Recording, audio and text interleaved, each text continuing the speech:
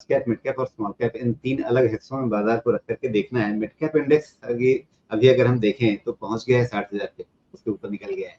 तो ये इसके लिए एक काफी बड़ा माइलस्टोन इसके लिए कह सकते हैं। अब सवाल लोगों के मन में यही है कि आगे और कितनी गुंजाइश बची हुई है। नहीं, वो तो जैसे जैसे कंट्री की ग्रोथ होगी, मिड और स्मॉल की ग्रोथ होगी, अर्निंग्स ग्रोथ होगी, तो हम कहते हैं price is a slave of earning. यहाँ पे ग्रोथ होगी, प्राइस उसके पीछे पीछे चलेगा, और हमको लगता है ग्रोथ चालू रहेगी। कई सारी चेंजेस हैं जो शायद दर्शक समझ पाए। जैसे 90 के दशक में हमको एक इंडस्ट्री मिली थी सॉफ्टवेयर, जिसमें एक लंबे समय के लिए अच्छी स्ट्रॉन्ग ग्रोथ 50 से 100% अर्निंग्स ग्रोथ एक एक साल की निकलती थी, और 8-10 साल ये दौर चालू रहा। इन सिमिलर मैनर अगर आप पिछले 3-4 सालों का दौर देखो तो न्यू टेक जो जैसे प्लेटफॉर्म कंपनीज हैं वो पहले थी ही नहीं, अब आई हैं। इलेक्ट्रॉनिक मैन्युफैक्चरिंग देश में ही नहीं थी, अभी आई है।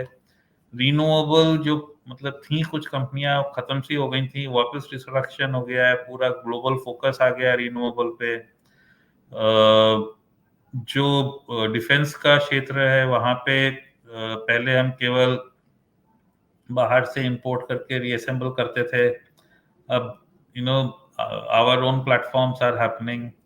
तो कई सारे क्षेत्र में इलेक्ट्रिक व्हीकल्स आ गई हैं जो पहले थी ही नहीं।